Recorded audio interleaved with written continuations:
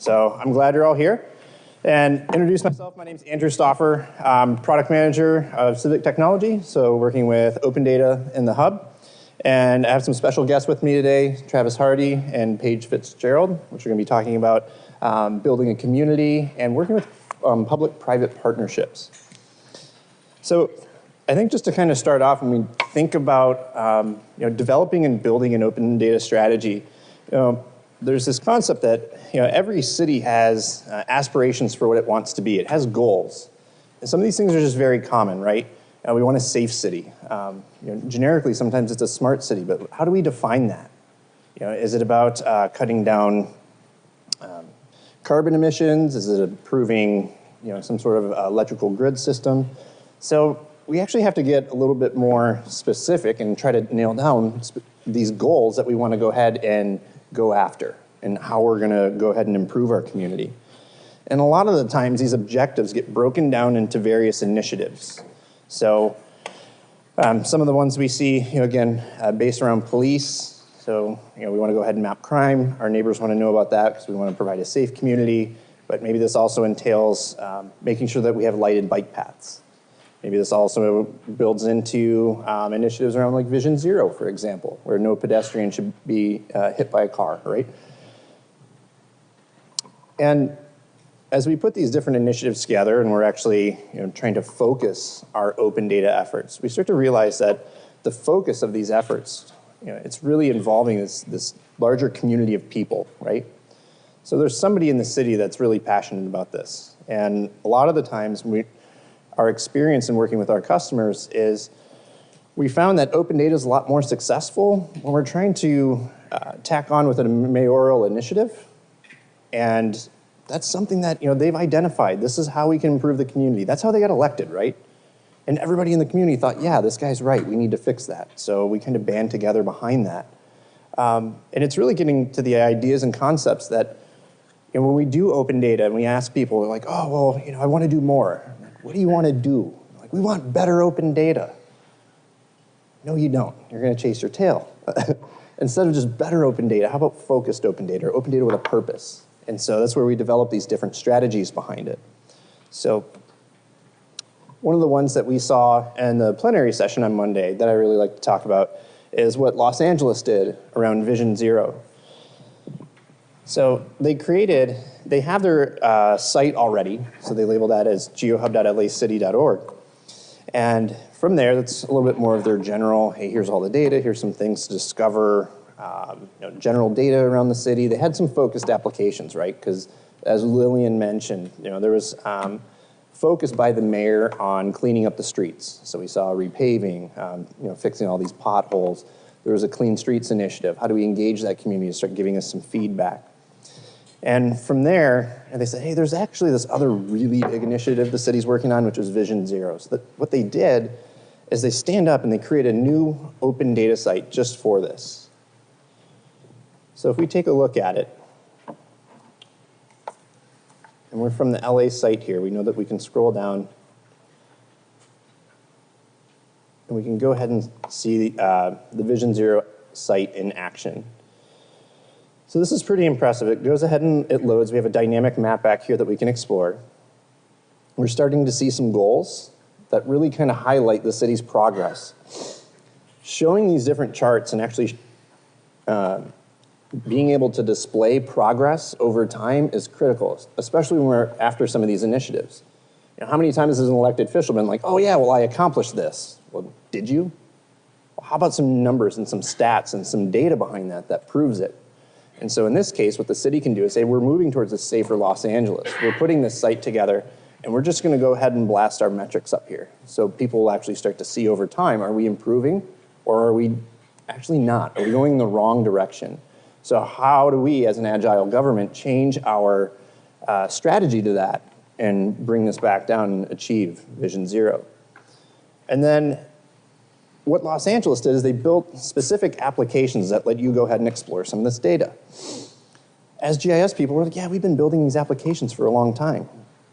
Well, some of the difference here of what we've done in the past for what we're doing now is, again, this is tied toward that mayoral initiative or this big topic in the city. We build specific applications that just give us different views of the data. And we think about the citizens in our community, how many of them can go download a CSV or shapefile and they know what to do with it? You know, I jokingly love those people as the 1%ers in our community. Well, this is how we address the other 99%. We go ahead and we put an interactive application and we tell a story on top of the data, but yet the data is always there in the background. It can still go ahead and be downloaded. It's still accessible. If somebody wants to challenge your analysis, or they don't, you know, they just want to get the data and make a map themselves and kind of iterate on that, great, they can go ahead and download it. And so we want to try to tie in and bind the relationships between open data and these applications.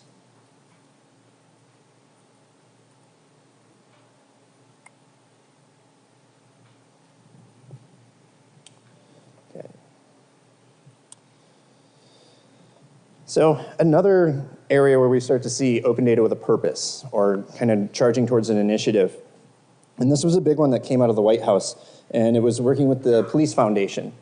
So some of the goals around here were transparency in policing, right? How do we improve public trust and law enforcement? And we do this by sharing out open data. So the Police Foundations worked, and I want to say at last count they had about, I think it was like 70, 80 cities or communities sharing some of this crime data. And they would share it back to the White House, and they can have a master open data portal where I can go and I can find crime data from Austin. I can find crime data from Los Angeles and elsewhere. And again, having this purpose behind it allows us to go ahead and create some really good ways to display and tell the story about this data. And then if somebody wants to question or starts to work with the raw data, it's always still going to be available for download. So if we switch back over here again, we see this is a great application put together explaining officer-involved shootings. This is some sensitive data, but also some really critical and important data. Oops.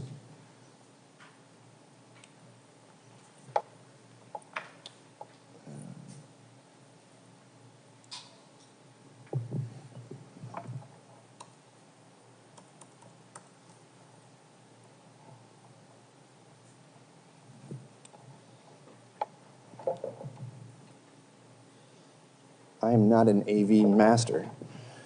So again, getting back to this, officer-involved shootings, really important, really critical data on this mission of public trust in police and through transparency. Also something that we probably want to go ahead and put a little bit of context to, a little bit of explanation, right?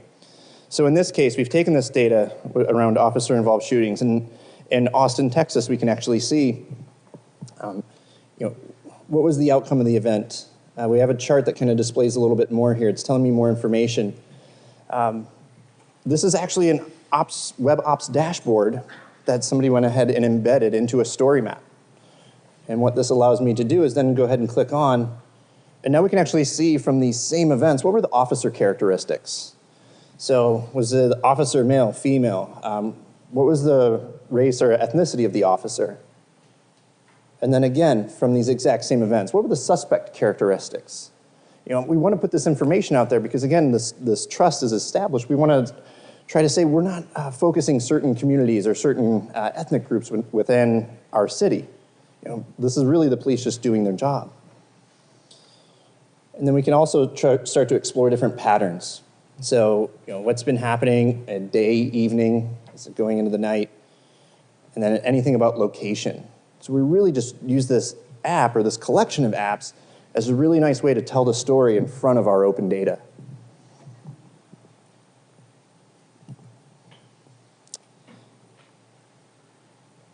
Another great use case that we see, and that's pretty interesting, is working with data.gov. So how many people here are from a federal agency? All right. How many of you are required to go ahead and share data into data.gov and register it? Nobody. You're going to totally let my wind out. Oh, there's 3, there's 4. We're excited now. We're putting hands up this morning. So one way that we can actually submit data into data.gov is actually using ArcGIS Open Data. So when I add an item in ArcGIS Online and I put it in an open data group, and that group's in my site, the sites output something called DCAT. This is a data catalog specification. We can give that DCAT to the good folks at data.gov, and what they'll do is they'll actually index it, and they can periodically index it. So if I want to add content into data.gov, I can simply go into ArcGIS Online, create a new item, move it to a group, and upon next index, it shows up. If I want to remove my data from data.gov, I unshare it in ArcGIS, and upon next index from them, it's now removed. There's a lot of other cases where we see agencies have to report up to, whether it's another data portal or another Fed agency, and we really see open data as being a path for this. So I know in the DOT space, we talk about having to report crashes by mile and things like that. What's the best way to submit that data to the feds? Do we always want to zip up the data and ship it, or do we just have something online that's easily accessible for them? Now, one of the quick things that I like to just go ahead and show here is when we go into data.gov, we can see what one of our customers has done here. So I'm going to go ahead and do a search for Charlotte. We see 153 different data sets for Charlotte. So I can go ahead and take a look at Charlotte zoning. As I scroll down here, I start to see when the metadata was last updated. I get some access and use constraints information. I also see all these different distributions, that auto ETL that's generated for me from open data. So if somebody wants to work with my data and they discovered it through data.gov, that's great. They're still getting to my content, and we'll talk about the importance of that in respects to a community here in a minute. We also see that we can get to the ArcGIS open data set. So if I click on this, it'll actually take me to the Charlotte site. And they've brought me all the way back in. I can actually see the zoning information. And then if I choose to download it here. So you can actually drive traffic back to your own open data site using data.gov. That's another really, really powerful story here.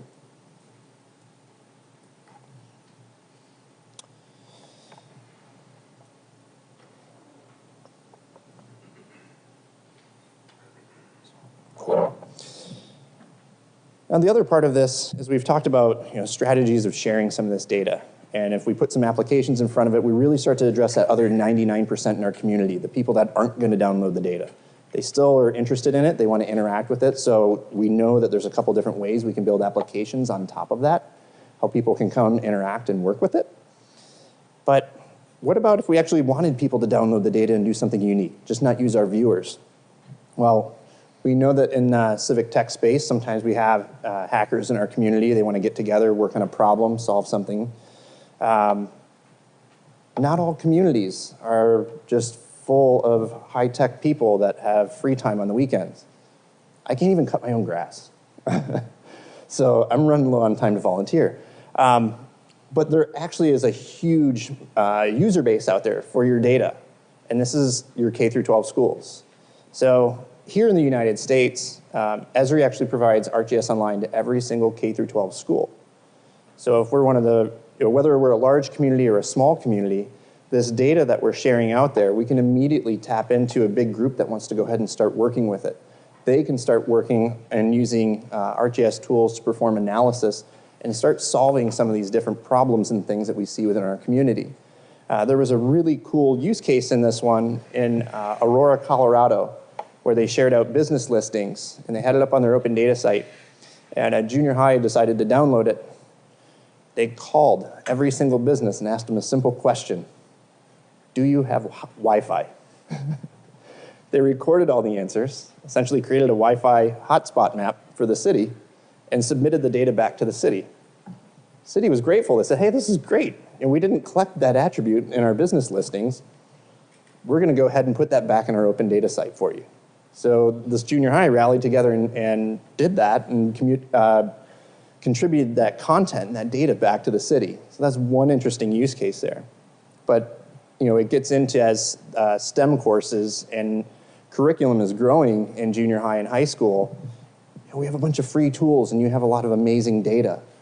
And we have all these students. So if we just put all of that together, we can start to see what kind of outcomes we get. Now, one of the things that we can look at, we've talked about how we're interacting with the public a few different ways, is how do we leverage and think about ArcGIS as this platform for civic engagement? So within the city, we might have the GIS department, we have a Bureau of Engineering, we have our planning department, There's oftentimes they have a lot of their own licenses or they're managing all of that. What we want to try to do is just bring that all in. And if we can bring that all into at least one large open data site where we have content from these different departments within our organization, and then it becomes accessible in one location. And then from that one location, it's able to be accessed again through maps, through APIs, from whether it's this budding developer community or it happens to be our students in the K through 12 area. So that actually leads us into another strategy, is taking a look at what happened when we opened up a lot of really amazing data from the Department of Homeland Security. And with us here today is Travis Hardy. He's going to talk about how sharing out all of this DHS data as open data really had a big impact on your community, right? So go ahead and cue you up here.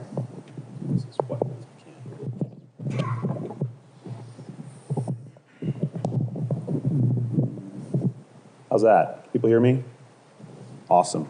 Thanks, Andrew.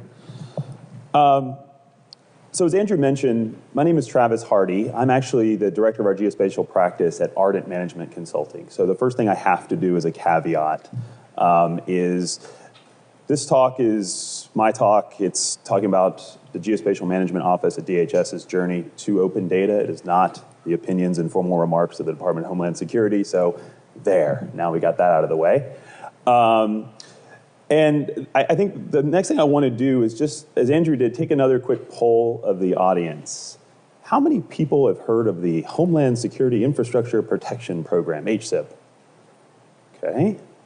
How many people have heard of Homeland Infrastructure Foundation Level Data Working Group or Subcommittee? It's actually more than I thought. How many people have heard of the Kardashians? Raise your hands. Everybody's heard of the Kardashians, right? So, why did I go through that? Well, I want to talk about, Andrew asked me to kind of talk about communities, and we're a community that I think historically has been, by and large, kind of a closed community in the 70 square miles of craziness that is DC. And we're taking baby steps into the open and open data. But you have the Kardashians are probably doing way too much out there in the open, and everybody kind of knows maybe more than they want to know about what they're doing. And so I really just wanted to share with you what our experience has been since probably, Courtney, November when I first met you, maybe? Yeah, and trying to transform not only DHS, but the National Geospatial Intelligence Agency, the DOI, EPA, everybody that sits on our subcommittee, and to do it in about 3.5 months, and to get the lawyers all on board. So, bear with me here. This is actually going to be the only screenshot I show as part of this presentation, really, for our Highfield Open site. I'll be happy to talk to any of you afterwards about this was the destination, right? And for those of you that have used open data, while there's some customization and some things here, this was a check in the box, right? I found out that this part was the easiest part. We kind of went into our ArcGIS organizational subscription and we went check, and then we went, damn, now what? And then we found out that's when the work began. Okay, so just a little bit, a quick recap for what Highfield is and the acronym soup that I live in inside DC. The Homeland Infrastructure Foundation Level Data Subcommittee is actually probably 3 legs to 1 stool. So it is a subcommittee, it is a governance body under the Federal Geographic Data Committee in DC. The folks that sit at that table are the Department of Homeland Security as the chair. We have a rotating co-chair amongst all of our members, which are members across the federal department, or federal departments and agencies like DOI, EPA, DEA, FBI, National Geospatial Intelligence Agency, yada, yada, yada, yada. And then we also have organizations and associations who are non-voting members that sit at that table with us. So NAPSIG, the National Alliance for Public Safety, GIS, ERISA, NISJIC, GITA. These are organizations that we invite to sit as representatives of equities from their constituencies to give us feedback and input to that governance structure. So everybody loves being on a subcommittee, right? Yes, almost as much as they love coming to hear me talk at 8:30 in the morning. So that's the first part, that's the first leg of that stool. The other leg is kind of the executive secretariat, or what my company represents as a contract support team to DHS. And these are the hamsters on the wheels, right? These are the people doing the development, running the operations, setting the agenda, making the program kind of run day to day so we can get prepared for that next subcommittee meeting or launch that new capability that we want to launch and engage our community. The third part is the most important part, and that is our user community. Those are the people that are driving our requirements. Those are the people who are doing operations and missions every day in the Homeland Security, Homeland Defense, emergency preparedness arena. And loosely, I'd say before November, I pretty much thought that that was about 6,000 named, known users that we had an email address for, that we somehow had come into our ecosystem, gotten a hold of our data, and worked with it in some capacity. But the ecosystem there at the bottom, I just want to touch on real quick, is that's kind of what those three legs of this stool do every day. We're trying to identify data requirements for a wide variety of missions.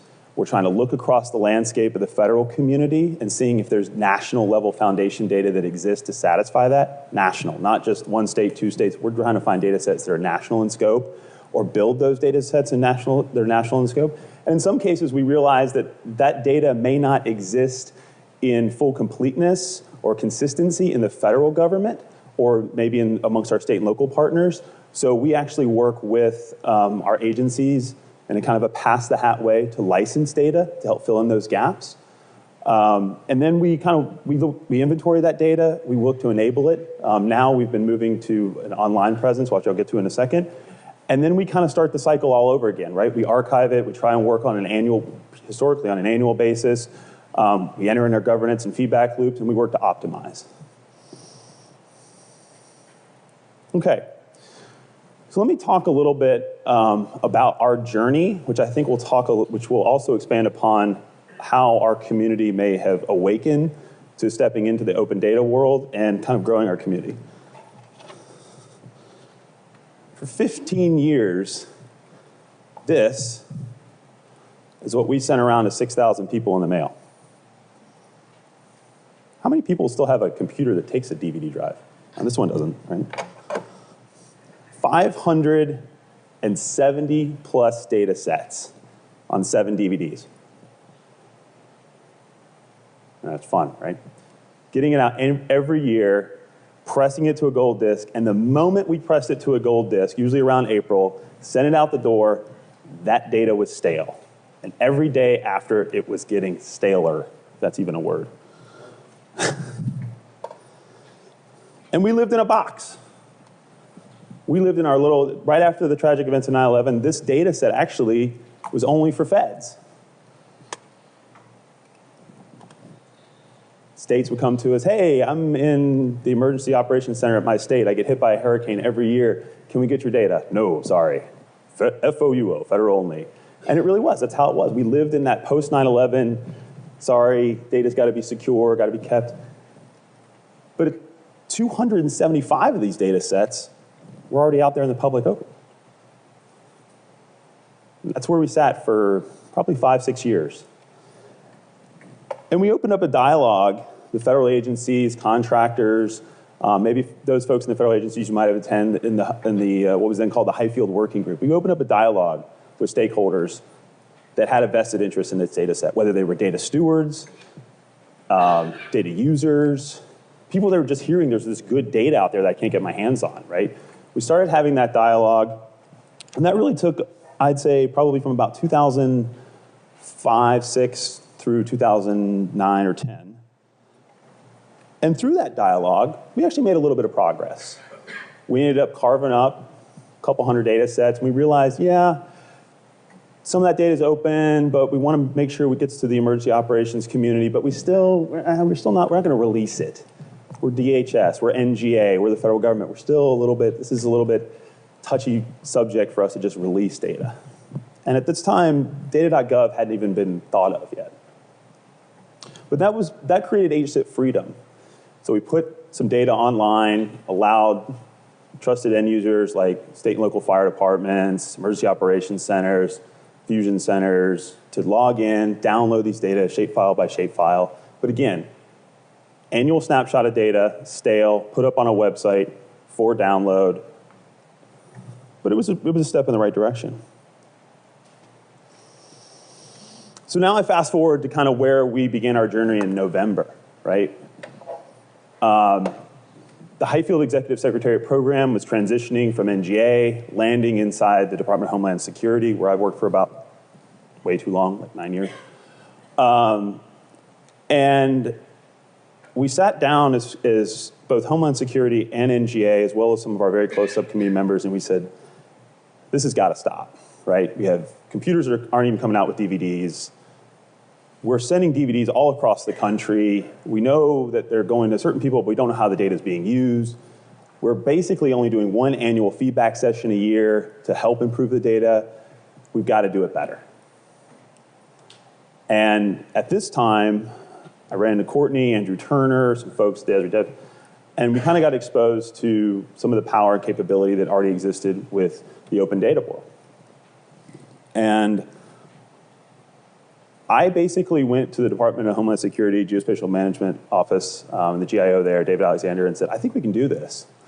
And he was like, great, you got 3 months, take all the risk, make it happen. But he was on board with a mission. It was really a culture shift amongst our community to say, this data set, we're locking it up, and we don't really have a good reason for why we're locking it up. And we need to kind of, for the benefit of improving that data, for expanding our community, to making sure that we're serving things like citizen science, to fall in line with the new President's open data initiatives and data.gov. We have a real opportunity here, and we need to probably let some of this just leave the nest and fly.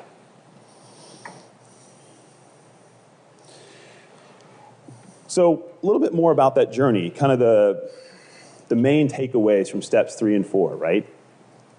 What did we have to do? Well, we had a pretty good community of 6,000 people, and 85% of them were like, yeah, duh, you should have been doing this like 7 years ago. Then there was, 15% people from the security arena, lawyers, people we had to go socialize with and really explain this whole of the nation approach that we wanted to take to the Highfield community, but also to kind of sit down with them and belay their fears, right? Sometimes we found that the answer, it was like an insurance company, right? The answer is no. What was the question? And we had to sit down with them and say, the vast amount of good that can be done with this data far outweighs the bad. And you know what? Oh, by the way, and I sat in front of lawyers and I was like, you can Google this data anyway. It's already over here. It's already over there. Oh, okay. So we started to open up, the hearts and minds of people, and some of those business barriers came down. And then we had to take a hard look at, okay, classification by compilation, right? This set of 275 data sets we were going to put out on the open. We had to look at that very hard. And we made a very conscious decision to say, this data set being out there and serving our citizens, as taxpayers have already paid for it, that good, again, far outweighs the bad. We also kind of had to strengthen our coordination amongst the subcommittee members. There was a lot of okay, so how are you going to release this? What's it going to look like? Just sort of herding the cats amongst not only DHS and some of our NGA equities, but all across the federal government who had a stake in Highfield, people that were data providers. What are you going to do with my data? But what we found as we engaged with those data providers is like, I'm going to specifically call out the U.S. Army Corps of Engineers and NOAA, and they were saying, that's about time, guys. We were so tired of you shipping around a stale snapshot of our data. We've been on services for like 5 years. Here's your service. Go away. But they really appreciate that because now we become a force multiplier that complements and extends what they're doing by registering that service in our open data portal, providing, I think, a pretty nice, clean UI so people can navigate to that if they want to look at it through the Homeland Security prism and discover that data, and it's a direct pointer to source. And sure, as Andrew mentioned, they want to download it and have a snapshot of data or work with it offline, they can do that. So I think the other thing that we found with working not only with open data, but specifically leveraging our ArcGIS online for organization subscription was helping to combat a lot of the pushback that I got from NGA and DHS and others and saying, so what happens if this thing really takes off, right? What if 30,000 people come to our site? What's that going to do? So, well, it's not on our infrastructure. It's not sitting in our data center where I have to buy a virtual machine by the drip every time I want to expand my mission critical systems. It won't be co-located with another mission critical system. And that helped alleviate sort of the pressure, right? So as soon as 30,000 people come to this site, it's Esri and Microsoft Azure problem to scale. And that's what it does, right? It just expands to absorb that demand.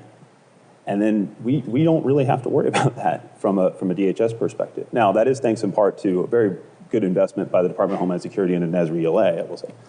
But that was a big comfort to some of our mission owners and operators. They're like, okay, so we can see this community from over there, watch how it engages us, take some of the feedback that we get from that community to help improve our data, but it's not going to tax our systems heavily. Right, Travis? And I went, yes. And that was an important, I think, trust-building moment for us to kind of allow ourselves to go into the open data world. What am I doing on time? So what does the future look like, right?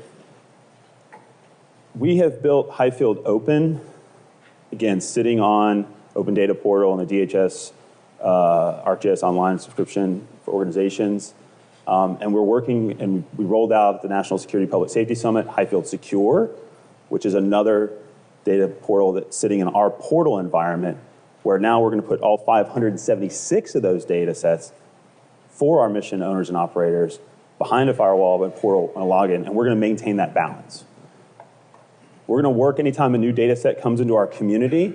We're always going to take an open data first kind of policy. Okay, how do we keep this on, out for the open? And if there's very valid reasons why that can't be, fine. Then that's something that will be located only on our Highfield Secure portal environment.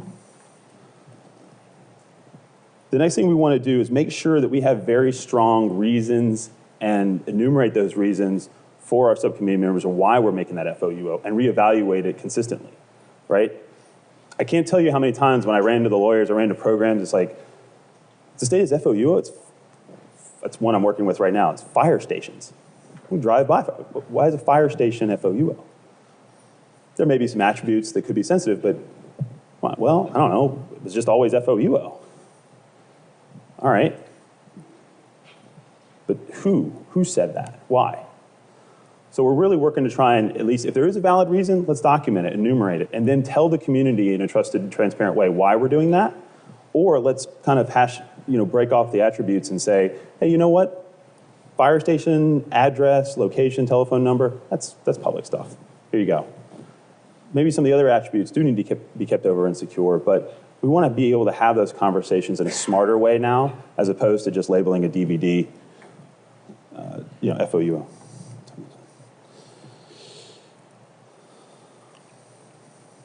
So this is my last slide before questions. And again, as I kind of coming back to the caveat that I mentioned earlier about this being a presentation and the remarks by a contractor supporting the Department of Homeland Security, this is my quote. This is not a quote from DHS, but it's something that I've personally learned, having gone through this evolution and working with the Highfield community members, is that when you are thinking about doing open data, I think so many agencies, and sometimes there's some criticism around DataGov in this regard, is open data at the federal level just kind of tends to be the digital exhaust pipe of a federal agency. Yeah, we were told we got to put our data set up there, and there it is, right? But the power in open data is coupling that open data with a community of users that have a solid sense of purpose and putting that open data straight into the engine that helps drive your community, not just the digital exhaust pipe. And that's something that we've really taken to heart in the subcommittee. It's something that drives our conversations on those three legs of the stool I was telling you about. It's in our governance, it's in our development operations, and now it's a conversation that drives us in our mission owners and operators, not only at the federal level, but people that leverage this data at the state and local levels as well. So with that, because everybody really came here to see Waze because they're super cool. That concludes my I'm here from DC and I'm here to help presentation. Any questions though? Stunned silence. I have a question though. You were saying that your community actually did a lot of interesting things with the data once it was out there and open. It's been out there for about 4 months. share with us what one of the really interesting things that they've done is? Like, what's the most interesting thing you've seen generated from your open data? Well, so yeah, there's a couple of things that we've found. I think the first thing that I was not prepared to see sort of the spike in everybody coming to Highfield Open and then realizing how many people that were not historical members, contributors, or involved with the Highfield community. We were starting to get developers like, hey, I'm from California, I just found your data set, it's really cool. Do you have this? I'm like, who the hell are you? Academia, wow, thank you for releasing this. I'm working on my dissertation presentation next week for XYZ. Is it okay to use your data? And we're like, yeah, it's open, right? I think one of the other things that I'm still running into that kind of touches on your question is I'm still encountering federal agencies that are coming to me and saying, yeah, I heard you guys put all that data up somewhere. Where is it? I go, it's on Highfield Open. Yeah, but how do I get a login? No, it's on Highfield Open. No, yeah, but what's a log? Like, do I need like JWix or CIPRNet? I'm like, or HISN? I'm like, no. It's just Google it. It's on Highfield Open. So we're still kind of taking down this wall. We've had people doing some alternative fuels analysis with it. We've had a couple blog posts that have gone up where people are taking our data and they're mashing it up with other open data and kind of showing availability of alternative fuels or doing some economic impact things. So so I think that's another good point is, this has allowed us to expand our community and bring in new people that we never would have even thought of. And there was a comment that was made at another session that I was at yesterday where it says innovation happens at the fringes. And I think we're really living that day to day now. We're now seeing, this, wow, Travis, you want to be doing stuff out in the open as a federal DHS. What are you doing? We were at the fringe. Now we're working our way back into the institution. It's been kind of cool to see the transformative power of that. Cool. Thank you. All right. So Travis gave us a lot of insight about how sharing this data out in the open really generated buzz in their community, and you heard about a lot of this organization change. I think my favorite thing that you said is we took an open-first approach.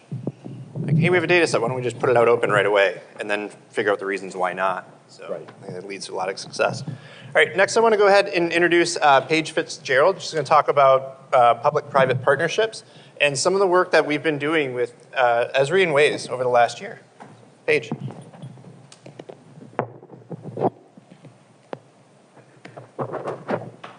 Great. So apparently we're starting with polls. So how many of you are Waze users?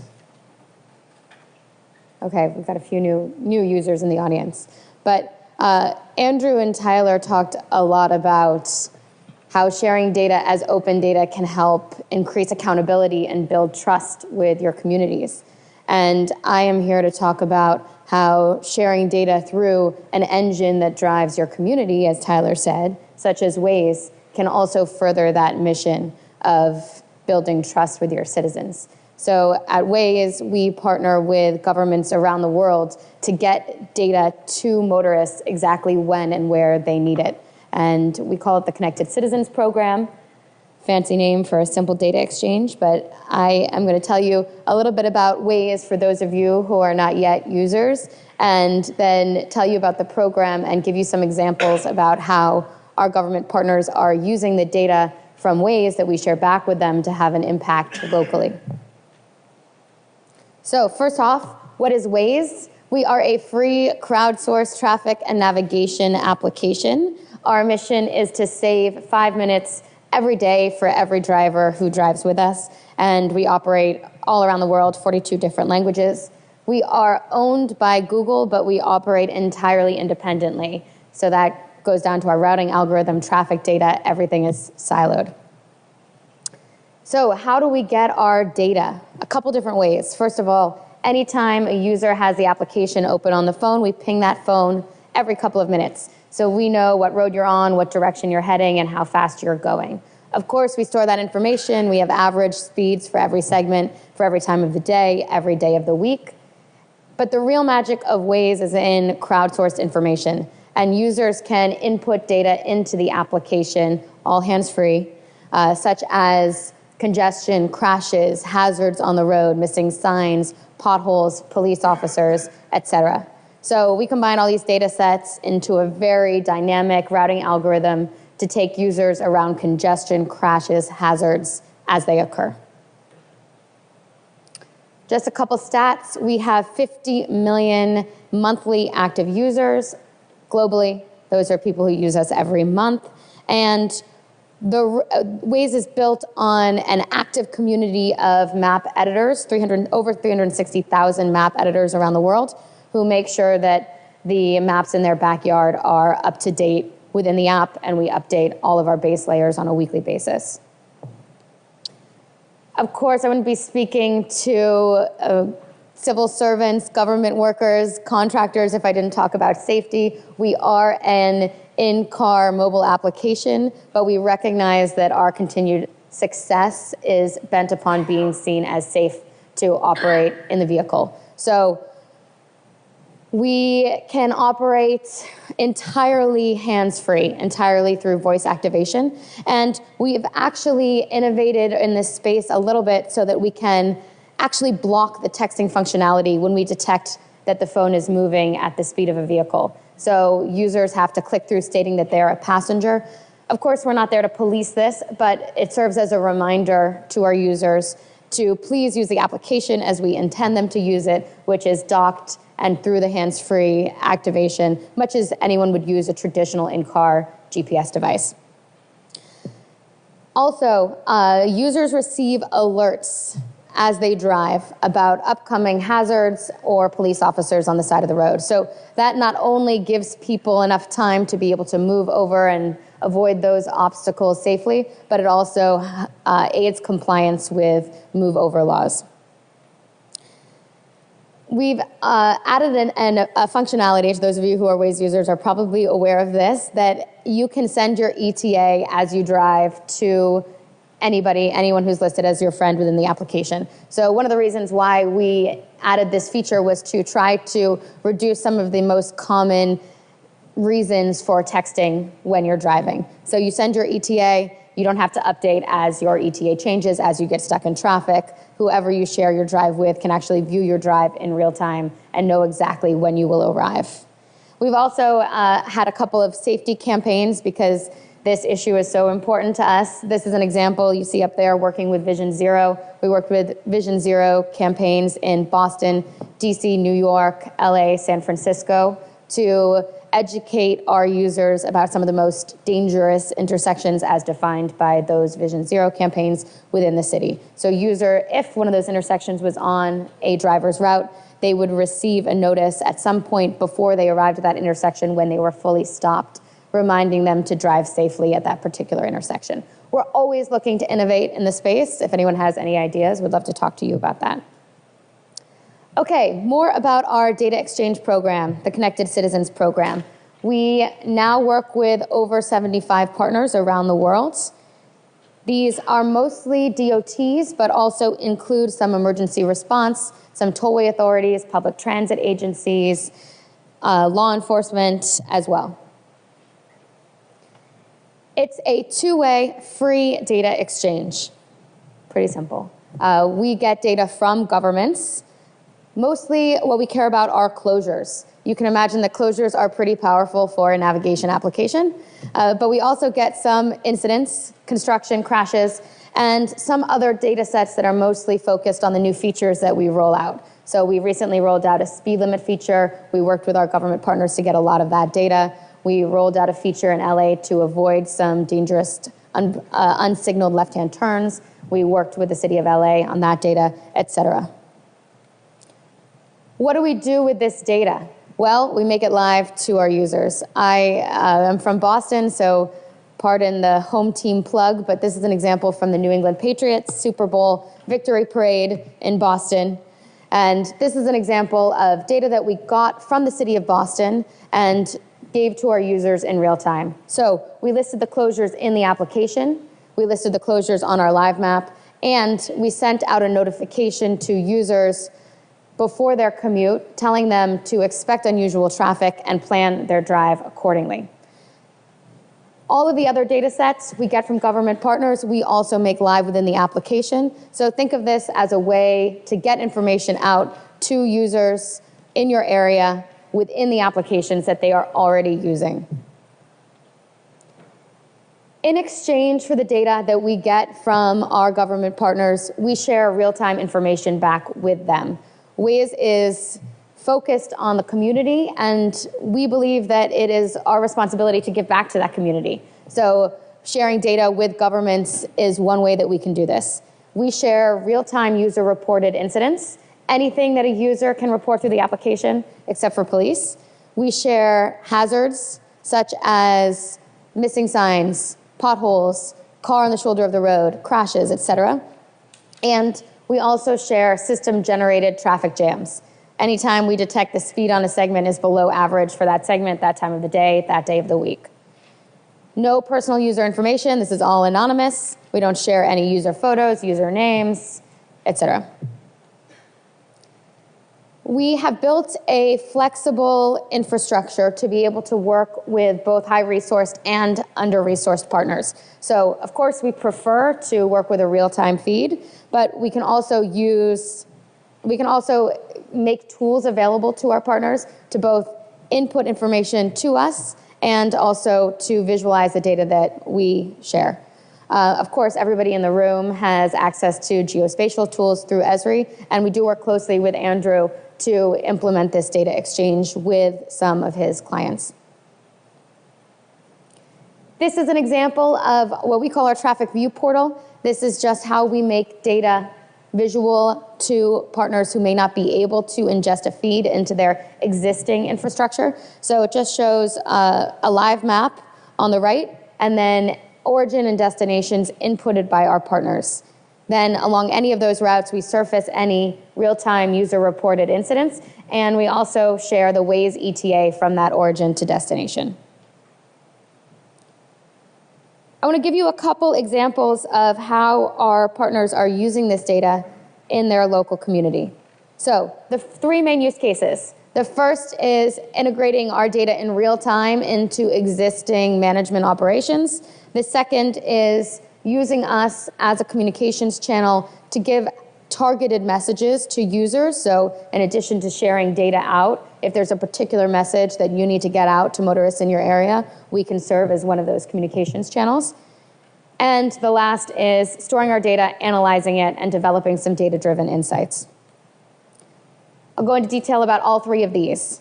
The first is integrating data in real time into traffic management centers. This is an example from Genesis Pulse, a software provider to emergency management centers, where they took 6 months of our data, so user-reported incidents of crashes, anytime a Waze user reported a crash through Waze, and compared that with calls into 911. What this shows is the blue are crashes that were reported by Waze users before they were called into 911, and the red dots are all incidents that were called into 911 before they were then reported on Waze. 70% of the time, Waze users reported crashes before those same incidents were called into 911 centers. And the average savings was about 4 minutes in time. So people are reporting incidents now through applications like Waze. And what we're trying to do is make sure that we close that loop with traditional reporting channels like 911, so that critical information gets to the authorities who need to address that incident and send out the necessary vehicles, whether they be traffic management crews or ambulances, to address the situation. The second use case was using us as a communications channel to get information out to drivers as they navigate. This is an example from the Pope's visit to Pennsylvania last year. We worked with Pennsylvania's DOT, PennDOT, and the PA Turnpike to send out a push notification to our users before the Pope's visit, telling them to expect unusual congestion and please stay home if necessary, although we didn't word it quite as explicitly. But through this message and some other communications channels, PennDOT used our data to actually demonstrate that they were able to reduce congestion by 20% over the previous year, the same exact weekend the previous year. So this just proves the power of Waze as a communications channel to get critical data out to drivers. We've also worked, some other examples of this are we've worked with the New York Police Department to send a notification out to our users when they change the Manhattan speed limit from 30 to 25 miles per hour. We've worked with some of the countries in the Baltics, Estonia, Latvia, to send out messages about winter tire restrictions. And my favorite example is during times of crisis. Waze has worked around most of the major crises over the last couple of years to send notifications to users ahead of the event, and then also in real time serving as the platform to collect both closure information and shelter information. We show that we get the shelter data from our government partners, and then users can navigate to the closest shelter, find out a list of what amenities that shelter has, and also navigate around closures in real time. I'll give you just a couple examples of that last use case, which is using Waze data to inform long-term and short-term infrastructure planning.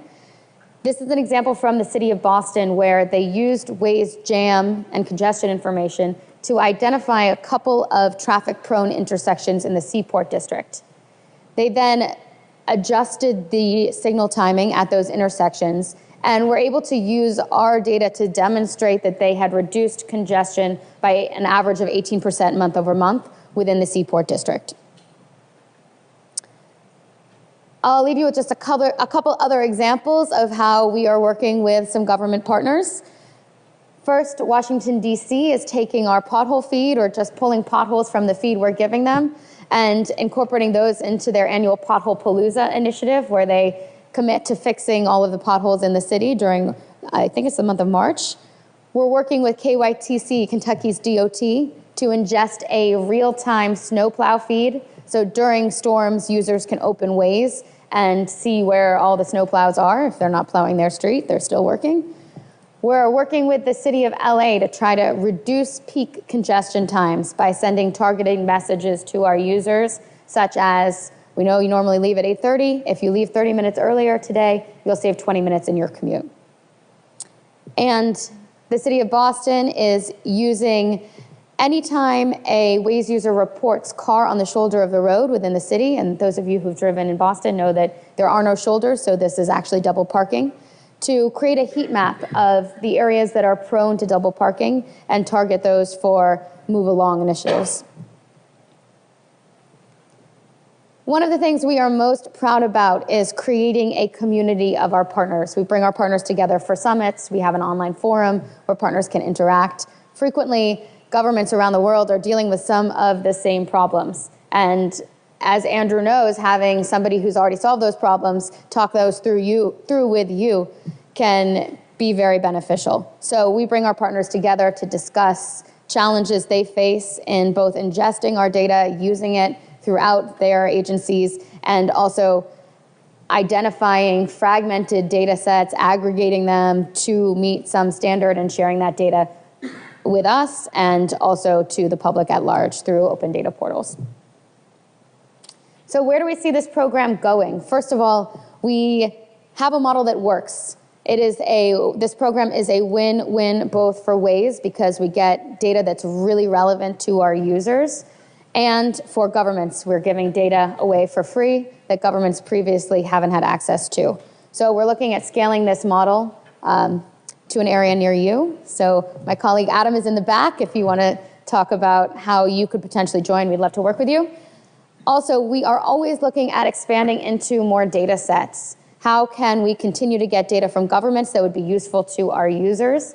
And how can we share data back with governments while protecting our user privacy so that they can continue to use Waze driver insights in their existing traffic management and incident response operations?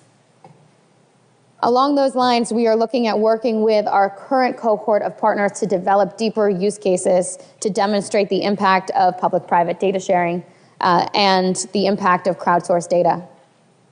We recently launched a carpooling application in both San Francisco and Tel Aviv. And while we don't currently have plans to expand this program outside of those areas, if we ever do, working with governments will be a critical part of that rollout strategy to see if we can offer carpoolers benefits in HOV lanes, parking, et cetera. Part of that carpooling platform includes a payment system. So maybe eventually we could integrate paying for tolls and parking directly within the Waze app. And clearly, the tollway authorities, the other cities with whom we work, will be critical to implementing that strategy as well. Great questions. Cool, thank you. Does anybody have any questions for Paige about what she covered and how this all works? Yeah.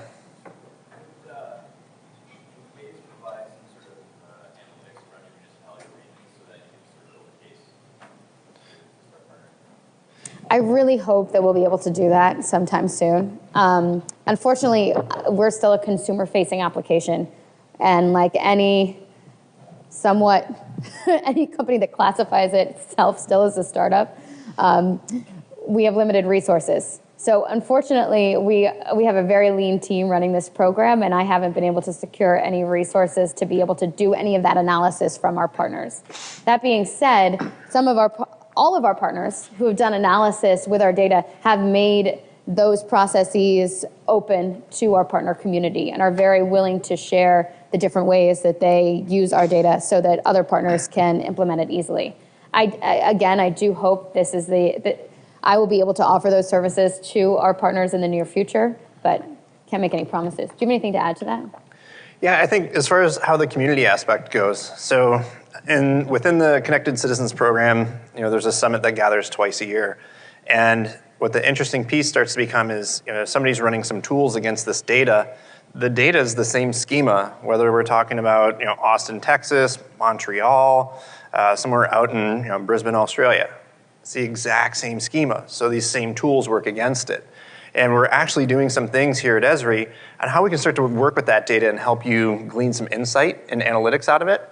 So if you go down into the showcase area and head over to the Geo event or real-time GIS island, you'll see that we actually have a live feed configured right now for data around San Diego, essentially county here. And as this data is coming in, what can we start to do with it? So we mentioned, there's a 911 call aspect. If we want, if we recognize that, hey, this has been reported and it's been verified, well, through Geo event, we could automatically trigger off something to the dispatcher. It says, hey, this is okay to go ahead and route this. In some areas, if there's a disabled motorist, they wanted to know the same thing. And there's a community where we're working with in Johns Creek, Georgia, where they say they offer, essentially it was like free AAA service. So if you get a flat tire, they'll come out and fix it for you. The problem is you have to call 911. Not many people call 911 when you get a flat. So if they're reporting it in the app, cool, they can go ahead and auto-dispatch this service to go find and help these motorists get back on the road, and that helps clear up some congestion. The other part, kind of looking at like the historic data, so in the problems that were solved in Boston, and looking at how do we analyze where all these jams are versus, and kind of the patterns behind them. What if we, as GIS professionals, started to analyze that data, or we had some tools that can analyze that data, and then we can go sit down with our traffic engineers and start to talk and learn about light timing. And wow, what if we tweaked these lights? We can actually reach some of those same goals that they saw in Boston, where it's an 18-20% gain. So there's a lot around that tooling, and as we start to build tools, whether it's out of Johns Creek and Boston and elsewhere, these same tools eventually become available to you as well. So that's one aspect of it. The other thing I think to hit on is, Paige mentioned, we're sharing in road closures. So in a lot of the partners that we've been working with in cities, somebody at the city already knows what roads are going to be closed today and what's going to be closed this week and for the next month. And we even started to see where multiple cities kind of wanted to work together and see their data, because they were saying, well, we're neighboring cities, and if we plan to close this road and they close that road, we really create a bottleneck for citizens. And they actually came to us, and there was like, trusted circle, right? Like, this happens all the time. Like, how can we stop doing this? What if we could see each other's closures? And then it almost started becoming this data collaboration between, in one community it was a streets department, in another community it was community relations, who actually keeps track of, notifying the citizens that a road's closed. So cool, these two editors were just simply using ArcGIS.com. They draw in a line.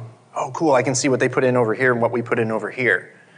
And to ease submitting some of these road closures, we actually have a template in ArcGIS Online right now. So you can say, I want to create a new feature service, choose road closures. It follows the schema and spec that reports into Waze. creates that service, and then you can just start drawing features. And then we give the URL to Paige when we sign up for the Connected Citizens program, and then that's what they use to start pulling it in. And it's been interesting, you mentioned too, they're bringing in some other data.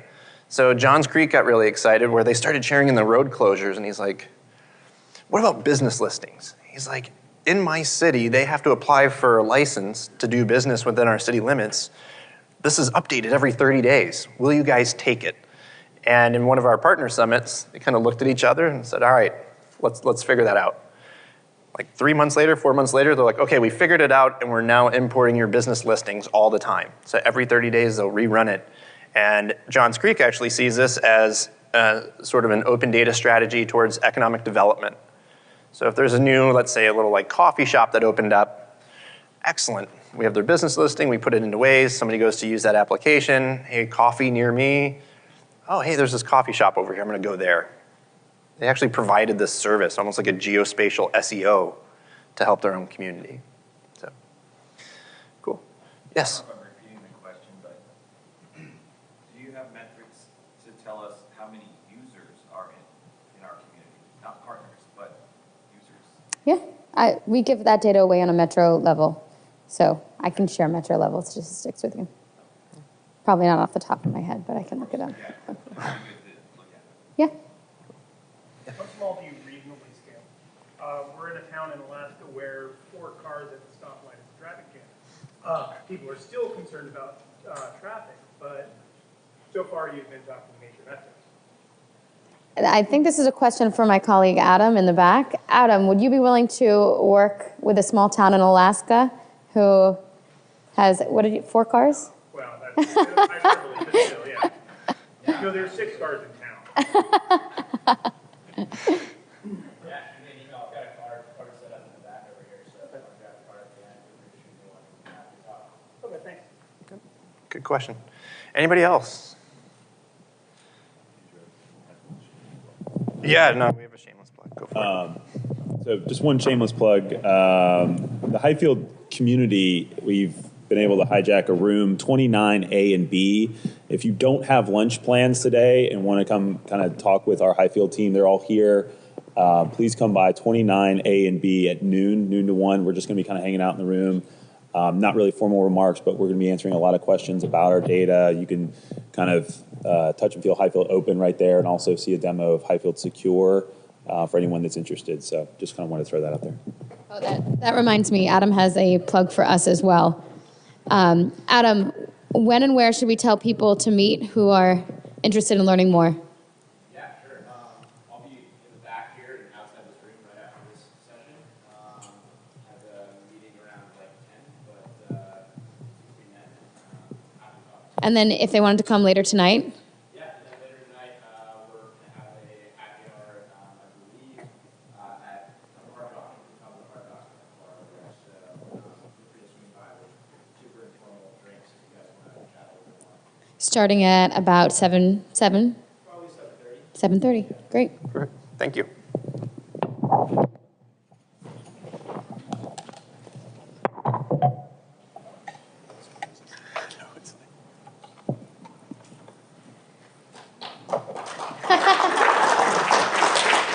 After, all right.